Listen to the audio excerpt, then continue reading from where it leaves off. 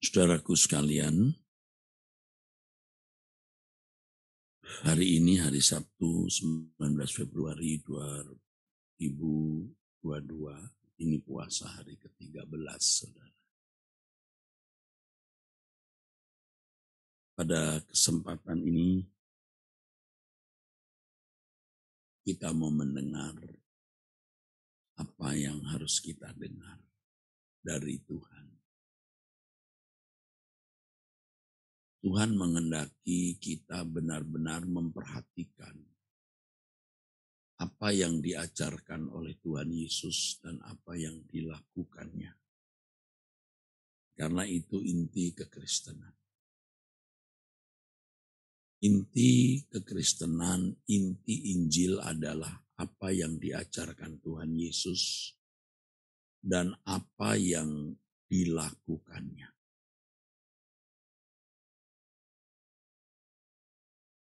Masalahnya, saudaraku, sebenarnya mengerti Injil tidak mudah, saudara. Karena kekristenan atau Injil bukan memuat hukum-hukum. Kalau memuat hukum-hukum mudah, saudara. Jangan begini, jangan begitu, dilarang begini, dilarang begitu, itu mudah. Tetapi Injil memuat cerita, kisah-kisah, dan pernyataan-pernyataan Tuhan. Ya, saudara.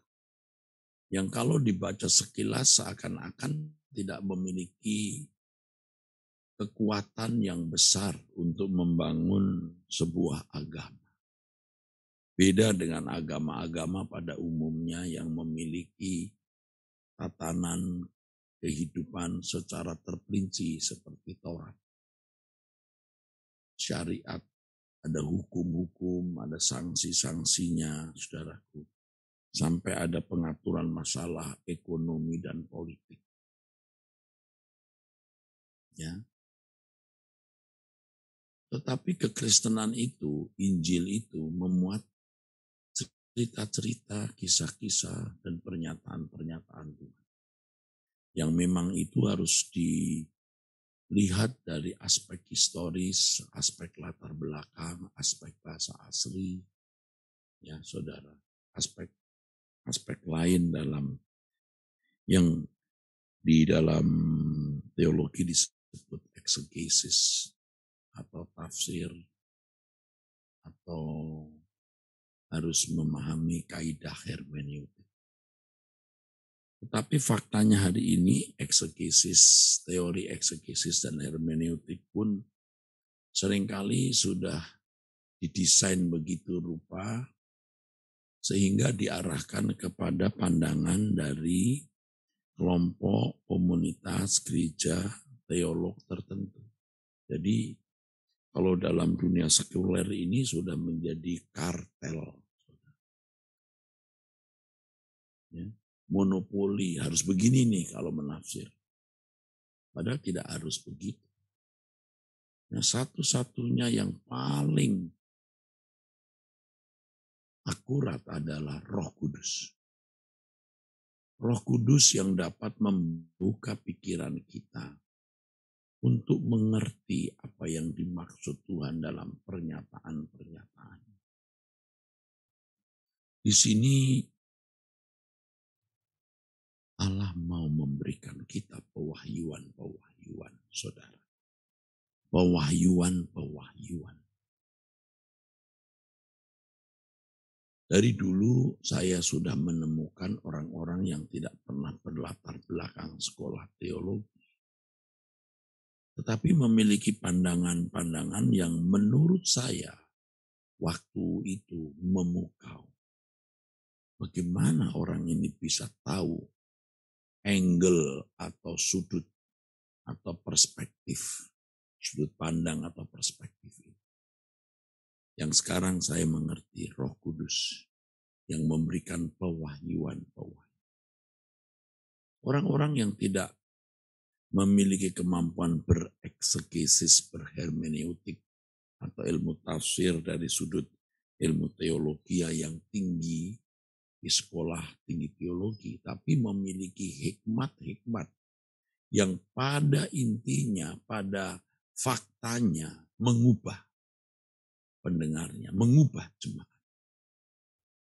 Sedangkan tidak sedikit orang yang bisa bicara panjang lebar, tulis buku tebal-tebal, tidak mengubah manusia lain.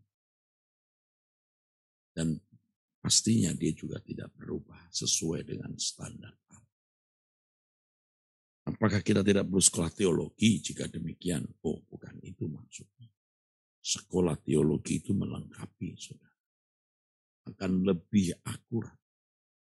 Ingat, Roh Kudus bisa menggunakan semua ilmu teologi. Tentu ilmu teologi.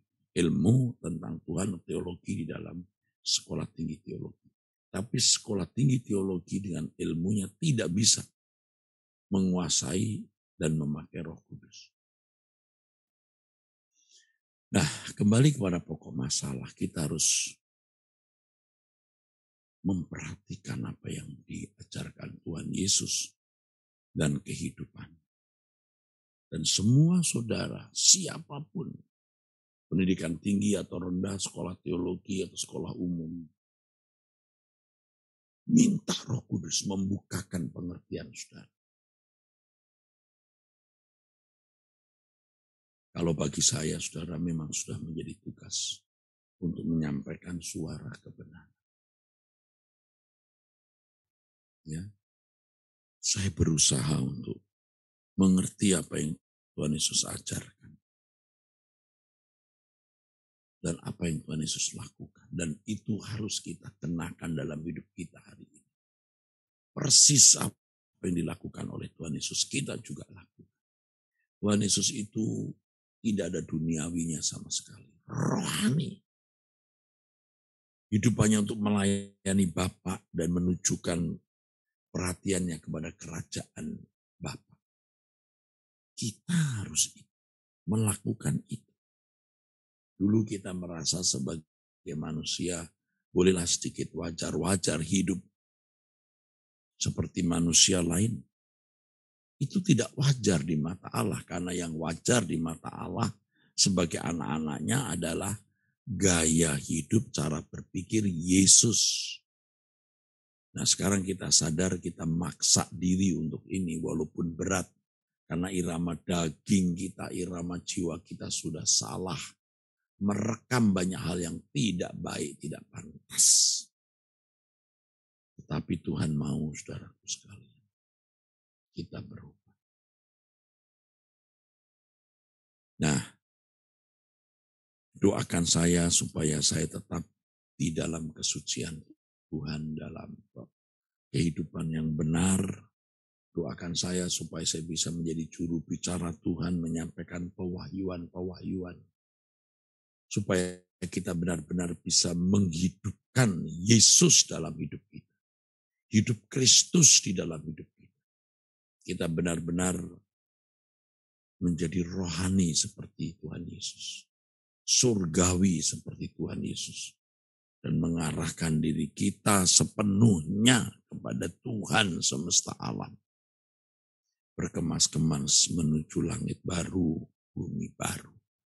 Pokoknya tidak kompromi lagi dengan dunia, saudara.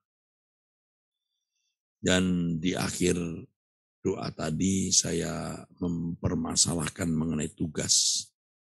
Saudara harus minta hikmat Tuhan, minta pengertian Tuhan. Tugas apa yang Allah Bapa percayakan kepada saudara yang saudara harus lakukan? Tugas apa? Pikir baik-baik. Serius saudaraku sekalian untuk hal ini.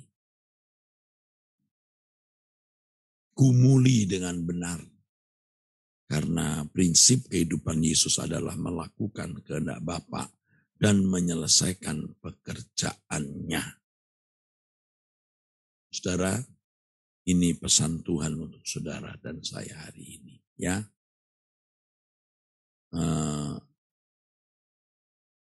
saya kira itu saja, saudaraku sekalian. Ada yang chat ini, maaf suaranya kecil. Saya kira suara saya sudah cukup besar, saudaraku, karena admin terus mengontrol suara saya itu kecil atau besar. Cukup ya, cukup. Karena dikontrol terus oleh admin, saudara. Suara sudah besar, terima kasih. Oke, Bapak Ibu, nanti sore atau malam jam 6:30 waktu Indonesia Barat, kita doa kembali ya. Puji Tuhan saudaraku, diberkatilah saudara yang mengasihi Tuhan. Saudara boleh mengangkat tangan. Allah menyertaimu, Bapa di surga melindungimu, memberkatimu dalam seluruh yang kau kerjakan, dalam nama Tuhan Yesus Kristus. Amin. Saudara, sampai jumpa nanti sore jam 6:30. Tuhan memberkati.